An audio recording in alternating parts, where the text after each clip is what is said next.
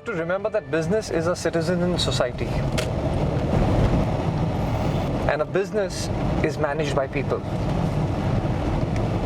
So, at the heart of the purpose of business is, to my mind, making an impact and a difference in the lives of the stakeholders who are connected with the business, whether it be the customers, the suppliers, the employees, government, or society at large.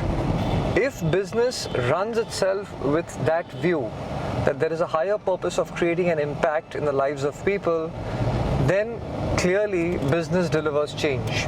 But for business to deliver that change, the individuals who are running the business have to subscribe to that belief and purpose, and have to be motivated with a higher purpose.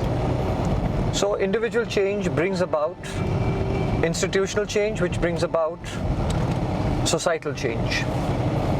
But a lot of people ask the question, then what happens to profits? Isn't that important? And my point is that absolutely they're important, and the two are not mutually exclusive. So let me give you an example. Just as we drive a car and we need the petrol, we need the gas. Without gas, the car will not run. Similarly, without healthy profits, a business will not survive. However, we do not drive a car for the gas. The purpose of driving the car is to reach a particular destination in life. Similarly, the purpose of business, to my mind, has to be beyond profit. And when we work with a higher purpose, with the right principles, profit will become a natural byproduct, a healthy natural byproduct. So bringing about individual and societal change is not exclusive from making healthy profits. On the contrary, to my mind, a higher purpose in a business is one of the best strategies you can adopt for having a highly profitable and a healthy company. When we started this new division about 12 years ago, we had decided that we're going to grow it on and run it on certain principles. And I was soon challenged when we were negotiating an order which was equal to the turnover of our business, which means potentially we could have doubled the size of our business with that one order. One of the most corrupt purchase departments I have ever come across. Not government, private sector. And I remember walking away from that order. And I came back, and we were a small team of about 6 people then. And I said, we're not going to do this. But having said that, what does it take for us to still be market leaders? Because it's not good enough to say that we're good and therefore we're losing. We're good and therefore we win.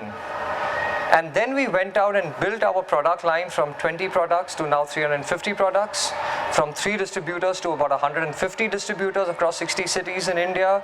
We've set up sales offices in different parts of the country. We have the largest service network. I'm not saying all this to impress anyone, but what it really did for us, sticking to principles, is it unleashed a certain amount of creativity and innovation. And today I look back and I bless that corrupt purchase officer because he kicked us in the right direction. Interestingly, that customer today buys from us at full price, without us having to pay anything.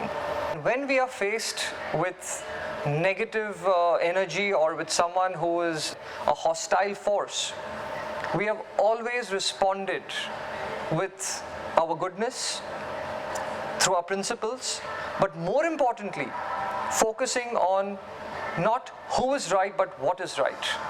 And the moment we take away the ego problem, the hostility goes away. And then we are intellectually discussing the issue. I remember I went to the income tax department again. My accountant told me that we have a refund which has been pending for a long time. So I said, what's the problem? He's saying, the guy's called me 3 times, but clearly he's expecting something to, process our refund. So I said, all right, I'll come and meet him. I went and met him. And I said to him, I walked into his office, and this was a junior clerk. It wasn't like a senior officer. I said, I believe you're asking Tripathi ji for a bribe. The problem is not that he doesn't want to give it to you. His problem is he can't give it to you because my company doesn't give him the resources to pay you a bribe. So the clerk was a little surprised because, generally you don't walk into his office, talk to him like this. But I didn't go with a confrontationist attitude. I said, having said that, let me explain to you why he can't give you a bribe, even if it's $200. Because we're not running a business. We're trying to build the country. Because the money which we give you as taxes goes through your hands to the villages of India for water, roads, and electricity. So I am not a business, I am your partner. You are not income tax department, you are my partner. So we are partners for a common cause. And the higher purpose is that child in the village who needs electricity, who doesn't have it. You have to get that money to him, and I have to work hard and honest to get the money to you. Which is why he can't give you the bribe, because we just don't have that system. You know what happened? Now this was a negative force who was hostile towards us. He stands up, he says, even I do charity, and he started sharing with me all the charity which he does. And then he says, so please go away. Within a month your refund will reach you. And while I was leaving, I heard him apologizing to my accountant, saying, listen, I'm really sorry for having asked you for money. I shouldn't have done that. Now, this is not a theoretical principle which one talks about. These are practical examples which we have lived with the income tax department. And it starts with a fundamental belief that every human being is good.